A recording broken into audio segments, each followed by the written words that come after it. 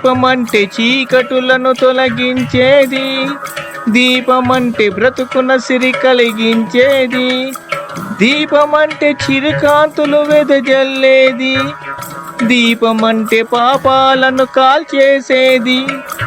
సూర్యుడొక్క దీపం, ఆ చంద్రుడొక్క దీపం, మన తనువును ఆడించే ప్రాణమొక్క దీపం. సూర్యుడొక్క దీపం, ఆ చంద్రుడొక్క దీపం, మన తనువును ఆడించే ప్రాణమొక్క దీపం. దీపమంటే చీకటులను తొలగించేది, దీపమంటే బ్రతుకున సిరి కలిగించేది. జ్ఞానమొక్క దీపం, ఆ ధ్యానమొక్క దీపం, మన కర్మను మోసేటి కాలమైన కవనం. జ్ఞానమొక్క దీపం, ఆ ధ్యానమొక్క దీపం, మన కర్మను మోసేటి కాలమైన కవనం. దీపమంటే చిరుకాంతులు వెదజల్లేది, దీపమంటే పాపాలను కాల్చేసేది. దీపమంటే జ్ఞానం రా, దీపమంటే యోగం రా, దీపమంటే సమరం రా, దీపమంటే అమరం రా. దీపమంటే జ్ఞానం రా, దీపమంటే యోగం రా, దీపమంటే సమరం రా, దీపమంటే అమరం రా. దీపమంటే తరతరాల మూలధనం రా, దీపమంటే జీవన భృతి ప్రాణస్వరం రా. కన్నీటిని కాల్చేటి అగ్నిగుణం రా, కష్టాలను కడదేర్చే అగ్నిస్వరం రా. దీపం దీపం దీపం దీపం దీపం దీపం దీపం దీపం.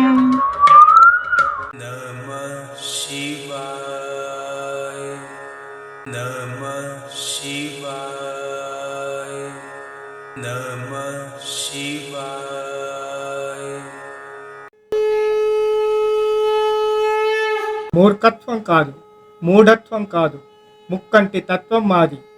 మేము హిందువులం.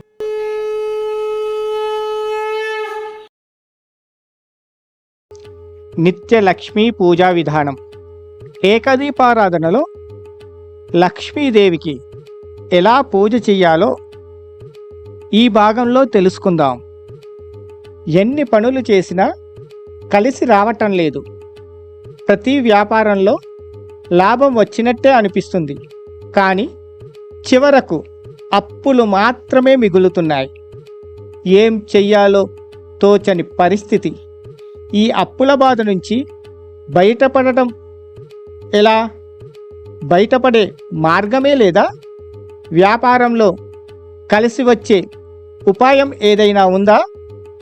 దీనికి పరిష్కారమే నిత్య లక్ష్మీ పూజ. ఈ నిత్య లక్ష్మీ పూజ ఎలా చెయ్యాలో ఈ వారం తెలుసుకుందాం. లక్ష్మీదేవి యొక్క అవతారాలు చాలా ఉన్నాయి. ముందుగా నిత్య లక్ష్మీదేవి యొక్క పూజా విధానం గురించి తెలుసుకుందాం. ఈవిడనే లక్ష్మీదేవి అని, సంచార లక్ష్మి అని, నిత్య లక్ష్మి అని పిలుస్తూ ఉంటారు. లక్ష్మీదేవి అని, సంచార లక్ష్మి అని, నిత్య లక్ష్మి అని పిలువబడే లక్ష్మీదేవి పూజా విధానం మాత్రం చాలా రకాలుగా ఉంటుంది. లక్ష్మీదేవి అవతారాలు చాలా ఉన్నాయి. ముందుగా ఏకదీపారాధనలో సంచార లక్ష్మీదేవి అంటే నిత్య లక్ష్మీ పూజా విధానం గురించి తెలుసుకుందాం. నిత్య లక్ష్మీదేవి పూజా విధానం తెలుసుకునే ముందు నిత్య లక్ష్మీదేవిని ఒక్కసారి ప్రార్థన చేసుకుందాం. లక్ష్మీ క్షీరసముద్రరాజతనయాం శ్రీరంగదామేశ్వరీం దాసీభూత సమస్తదేవవనితాం లోకైక దీపాంకురాం శ్రీమన్మంద కటాక్షలబ్ధ వివవద్ బ్రహ్మేంద్ర గంగాధరాం త్వాం త్రైలోక్య కుటుంబినీం సర్సిజాం వందే ముకుంద ప్రియాం. లక్ష్మీదేవి పూజా విధానంలో కలశారాధన అతి ముఖ్యమైన అంశం. నిత్యలక్ష్మి పూజా విధానంలో కలశారాధన చేసేటప్పుడు నిత్యలక్ష్మీదేవి పూజా కలశంలో స్వచ్ఛమైన నీటితో కలశాన్ని ఏర్పాటు చేసుకోవాలి. నిత్యలక్ష్మీదేవి పటం ముందు కలశాన్ని ఏర్పాటు చేసుకోవాలి. విగ్రహం ఏర్పాటు చేసుకోవాలి అనుకునేవారు నిత్యం లక్ష్మీ అమ్మవారిని నీటితో మాత్రమే అభిషేకం చేయాల్సి వస్తుంది. పాలతో కూడిన నైవేద్యం ఏర్పాటు చేయాల్సి వస్తుంది. ప్రతి ఒక్కరూ వారి వారి ఇంటి పరిస్థితుల అనుకూలతను బట్టి అమ్మవారి పూజాపీఠాన్ని ఏర్పాటు చేసుకోవచ్చు. తూర్పు ముఖంగా ఉన్నప్పుడు ఉదయం దీపారాధన చేసేటప్పుడు లక్ష్మీదేవి యొక్క చిత్రపటం లేదా విగ్రహం ముందర దీపం ఏర్పాటు చేసుకోవాలి. ఆ దీపం తూర్పు చూసేలా ఏర్పాటు చేసుకోవాలి. సాయంకాల దీపం మాత్రం పువ్వొత్తి ఏర్పాటు చేసుకోవాలి. అమ్మవారికి ప్రతిరోజు ఒక్కో రకమైన పువ్వులతో పూజించాలి. నిత్య లక్ష్మీదేవికి గురువారం అమ్మవారి పేరు మీద ఒక్క పొద్దు ఉండాలి. ఒక్క పొద్దు ఉండే విధానం తెలుసుకుందాం. నిత్య లక్ష్మీదేవి అమ్మవారి పేరు మీద ఒక్క పొద్దు ఉండాలనుకునేవారు ఉదయాన్నే అమ్మవారికి పూజ చేసుకున్న తర్వాత పాలు త్రాగే అలవాటు ఉన్నవారు ఉదయం పాలు, మధ్యాహ్నం అల్పాహారం, పండ్లు లేదా అమ్మవారికి నైవేద్యంగా ఏర్పాటు చేసుకున్న ప్రసాదాన్ని అల్పాహారంగా తినవచ్చు. సూర్యాస్తమయం వరకు ఆగి సూర్యాస్తమయం అయ్యాక మళ్ళీ స్నానం ఆచరించి క్షీరాన్నం లేదా దద్దోజనం అమ్మవారికి నైవేద్యంగా సమర్పించి ఆ నైవేద్యాన్ని తిని నేలపైన చాప వేసుకొని శుభ్రమైన వస్త్రాలను ఆ చాపపైన ఏర్పాటు చేసుకొని నిద్రించాలి. నిత్య లక్ష్మీదేవి పూజ వలన కలిగే ఫలితం గురించి తెలుసుకుందాం.